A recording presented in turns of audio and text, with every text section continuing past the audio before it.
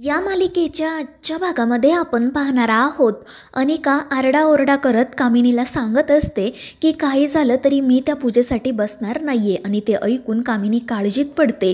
ती अनिकाला समजावण्याचा खूप प्रयत्न करत असते, पण ही अनिका ऐकायला काही तयारच नसते। ती म्हणत असते की हे बघ ग्रॅनी आजी, त्या आजीच्या मेलेल्या नातीसाठी मी पूजेला बसणार नाहीये। पण त्याच वेळी नेमका राजन त्या ठिकाणी येतो, त्यामुळे अनिका गप्प बसते। मग राजन अनिकाला समजावण्याचा प्रयत्न करतो, तिला म्हणू लागतो की हे बघ, तू या पूजेसाठी बसावं अशी आईची इच्छा आहे आणि मला असं वाटतं की तू आईच्या शब्दाचा मान राखावा। मात्र अनिका त्याचंही ऐकत नाही। ती म्हणत असते की डॅड प्लीज तुम्ही बाहेर जा, आणि हे ऐकून मग नाईलाजाने राजन तेथून निघून जातो। तर कामिनी अनिकाला असं म्हणते की हे बघ, बाकी कोणासाठी नाही पण निदान ऋषीसाठी तरी तू या पूजेला बसायलाच हवं। त्यामुळे अनिका विचारते की ऋषीसाठी म्हणजे, आणि त्यावेळी कामिनी तिला असं सांगते की हे बघ, जर आत्ता तू त्या वेड्या बाईचं ऐकून या पूजेला बसली ना, तर ऋषीच्या मनात तुझ्याबद्दलचा रिस्पेक्ट अजून वाढेल। आणि हे ऐकून अनिका खुश होते आणि पूजेला बसण्यासाठी तयारही होते। त्यानंतर आपण पाहतो की गुरुजींनी पूजेची सगळी तयारी केलेली असते आणि मग ते अन्नपूर्णाला विचारतात की तुमची छोटी नात कुठे आहे, तिला बोलावून घ्या। आणि त्यावेळी राजन म्हणतो की हो आई, ती येतच आहे। आणि मग कामिनी अनिकाला घेऊन त्या ठिकाणी येते। सगळेजण तिच्याकडेच पाहत असतात आणि मग गुरुजी तिला पाटावर बसायला सांगतात आणि अन्नपूर्णाला चंदनाचा लेप आणायला सांगतात। पण कमळी म्हणते की थांबा आजी, मी चंदनाचा लेप घेऊन येते। आणि मग ती पटकन देवघरात जाते आणि तेथून चंदनाचा लेप घेऊन येते। पण हे पाहून कामिनी आणि अनिका खूपच चिडतात आणि मग कामिनी मुद्दाम कमळीच्या पायात पाय घालते, त्यामुळे ती बिचारी कमळी तोल जाऊन खाली पडते आणि तिच्या हातामध्ये चंदनाचा जो लेप असतो तो सरळ वाटीमधून उडून पिंडीवर जाऊन पडतो। आणि हे पाहून घरातील सगळ्यांनाच मोठा धक्का बसतो। तर दुसरीकडे त्याच वेळी सरूला एक भयानक स्वप्न पडलेले असते आणि म्हणूनच ती मोठ्याने कमळी असं ओरडून झोपेतून जागी झालेली असते। तिला कमळीची खूप काळजी वाटत असते। तर दुसरीकडे कमळी खाली पडलेली असते आणि ते पाहून घरातील सर्वच जण घाबरतात। सगळ्यांनाच असं वाटतं की हा खूप मोठा अपशकुन झाला आहे। मात्र अन्नपूर्णा कमळीच्या काळजीपोटी तिच्याकडे जाते आणि तिला उठवत म्हणते की बाळा, तुला काही लागलं तर नाही ना। पण तितक्यात कामिनीमध्ये पडते आणि अन्नपूर्णाला बाजूला करत म्हणते की वहिनी तू थांब, या मुलीकडे ना मीच बघते। आणि मग ती सगळ्यांसमोर कमळीला नको नको ते ऐकवायला सुरुवात करते। ती कमळीला म्हणत असते की काय ग, तुला लाज वाटत नाही का? प्रत्येक वेळी मध्ये मध्ये करायची तुझी सवय कधी जाणार आहे? कशासाठी तू हे सगळं करत होती? बघ, तुझ्यामुळे आमची पूजा खराब झाली। आणि हे ऐकून कमळीला वाईट वाटतं। ती रडतच म्हणू लागते की आजी मला माफ करा, मी खरंच हे मुद्दाम नाही केलं। अचानक माझ्या पायामध्ये काहीतरी अडकलं आणि म्हणून मी तोल जाऊन पडले। पण ती कामिनी तिचं काही ऐकूनही घेत नाही, तिला नीट बोलूही देत नाही। आणि त्यावेळी अनिका मात्र हसतच हा सगळा प्रकार पाहत असते। आणि मग त्यानंतर अन्नपूर्णा कसंबसं त्या कामिनीला गप्प करते आणि गुरुजींना विचारते की गुरुजी, आपण पुन्हा एकदा पूजेला सुरुवात करू शकतो का? हवं तर मी देवाची क्षमा मागते। तर कमळी ही रडतच गुरुजींपुढे हात जोडते आणि त्यांची माफी मागत म्हणते की गुरुजी मला माफ करा, मी खरंच हे सगळं मुद्दाम केलेलं नाहीये, मी कशी पडले मलाही कळलं नाही।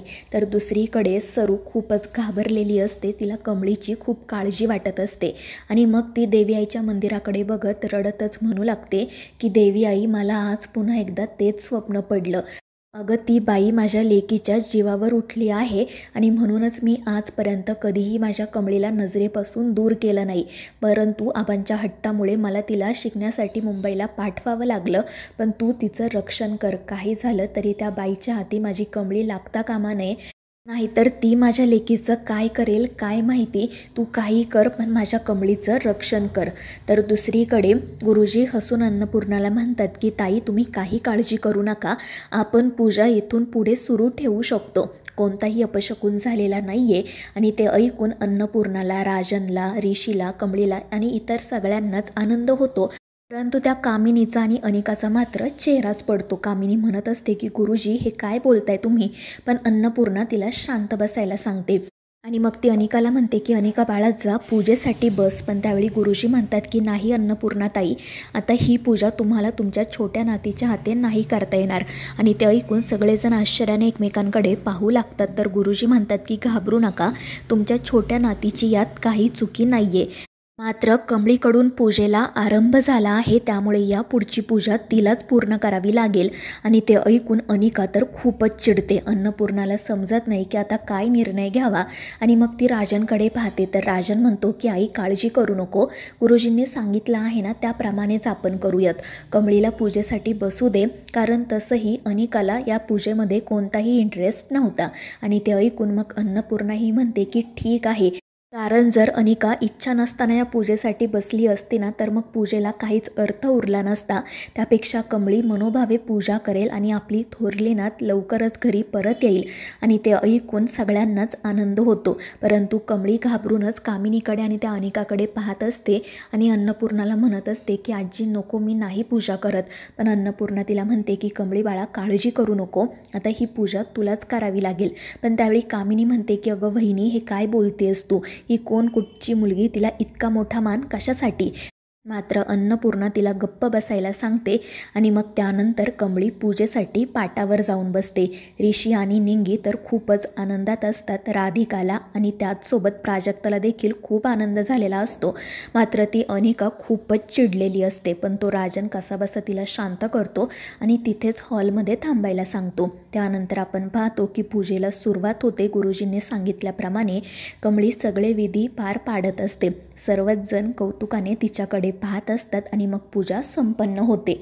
मग त्यानंतर गुरुजी अन्नपूर्णाला म्हणतात की ताई आता फक्त एक शेवटचा विधी राहिला आहे, कमळीचा मान म्हणून तिचे पाय धुवावे लागतील. आणि त्यावेळी अन्नपूर्णा म्हणते की ठीक आहे, मी लगेच तिचे पाय धुते. पण गुरुजी म्हणतात की नाही, तुम्ही नाही तर तुमच्या छोट्या नातीने कमळीचे पाय धुवावे लागतील, म्हणजे तिलासुद्धा पुण्य मिळेल. आणि हे ऐकून अनिकाला आणि कामिनीला तर मोठा धक्काच बसतो. त्या दोघीजणी रागातच कमळीकडे पाहत असतात. इतर सगळेजणसुद्धा काळजीत पडतात, कारण त्यांना माहिती असतं की काही झालं तरी अनिका काही कमळीचे पाय धुणार नाही. अनिका तर मोठ्याने ओरडतच म्हणते की मी अजिबात हे सगळं सहन करणार नाही, मी इथून चालले आहे. आणि ती रागातच तिथून जाण्यासाठी निघते. अन्नपूर्णा तिला हाक मारत असते पण ती काही ऐकत नाही. पण मग शेवटी ऋषीच अनिकाला हाक मारून थांबवतो आणि तिला म्हणतो की अनिका तू असं का वागतेस, अगं निदान तुझ्या आजीचा तरी मान ठेव. आणि ऋषी असं बोलल्यामुळे अनिका गुपचूप एका जागी थांबते आणि मग ती विचार करत ऋषीला म्हणते की ठीक आहे, फक्त तू सांगतोयस ना म्हणून मी हे सगळं करायला तयार होते, हे लक्षात ठेव. आणि मग ती रागातच कमळीजवळ जाते आणि मग गुरुजी सांगतील त्याप्रमाणे तिचे पाय धुवायला सुरुवात करते. पण त्यावेळी ती फक्त रागात कमळीकडे बघत असते.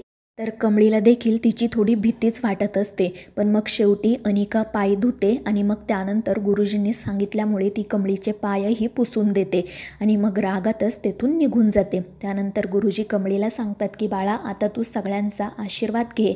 त्यावेळी कमळीही आनंदाने होकार देते आणि मग घरातील मोठ्यांचा आशीर्वाद घेते. त्यानंतर मग अन्नपूर्णा गुरुजींना विचारते की गुरुजी आता माझी थोरली नात लवकरच या घरी येईल ना, तिची आणि आमची भेट होईल ना. आणि त्यावेळी गुरुजी हसून म्हणतात की अन्नपूर्णाताई तुमची आणि तुमच्या नातीची आधीच भेट झाली आहे. आणि हे ऐकून सगळ्यांनाच आश्चर्य वाटतं. अन्नपूर्णा म्हणते की गुरुजी हे काय बोलताय तुम्ही. तर गुरुजी सांगतात हो अन्नपूर्णाताई, कारण जेव्हा पूजा सुरू होती तेव्हा मला सतत असं जाणवत होतं की तुमची थोरली नात तुमच्या आजूबाजूलाच आहे. कदाचित तिची आणि तुमची भेट हा योगायोग असू शकतो. आता तुम्ही कोणतीही काळजी करू नका, जेव्हा देवाच्या मनात असेल तेव्हा ती लवकरच तुमच्या समोर येईल. आणि हे ऐकून अन्नपूर्णाला, राजनला, आजोबांना खूप आनंद होतो. इतर सगळेजण देखील या गोष्टीमुळे आनंदात असतात. आणि मग त्यानंतर गुरुजी कमळीला सांगतात की तू आता प्रसादाचे लाडू बनव आणि तुझ्या हातानेच सगळ्यांना दे. आणि त्यासाठी कमळी ही होकार देते. आणि मग अन्नपूर्णा तिला विचारते की बाळा तुला सगळं व्यवस्थित बनवता येईल ना. त्यावेळी कमळी हो म्हणते आणि मग त्या घरातीलच एक ताई तिला जिथे प्रसाद बनवायचा असतो तिथे घेऊन जातात. दुसरीकडे अनिका खूप चिडचिड करत असते. तिला असं वाटत असतं की त्या कमळीचे पाय धुवायला लागल्यामुळे आपला खूप मोठा अपमान झाला आहे. तर कामिनी तिला म्हणत असते की हे बघ अनिका, मी तुझ्या अपमानाचा बदला घेतल्याशिवाय गप्प बसणार नाही आहे. आता मी त्या कमळीला असा धडा शिकवणार आहे ना की ती थरथर कापेल. आणि ते ऐकून अनिका फक्त कामिनीकडे बघत राहते.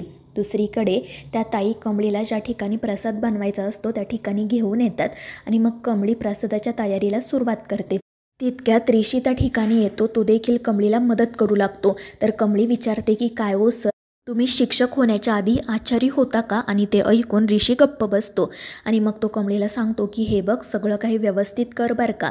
तर कमळी म्हणते की तुम्ही ना अजिबात काळजी करू नका, मला या सगळ्या गोष्टींची सवय आहे. गावाकडे प्रत्येक वेळी मीच प्रसाद बनवायचे. आता तुम्ही ना फक्त बाजूला जाऊन थांबा. पण तरीही ऋषी काही गप्प बसायला तयार नसतो.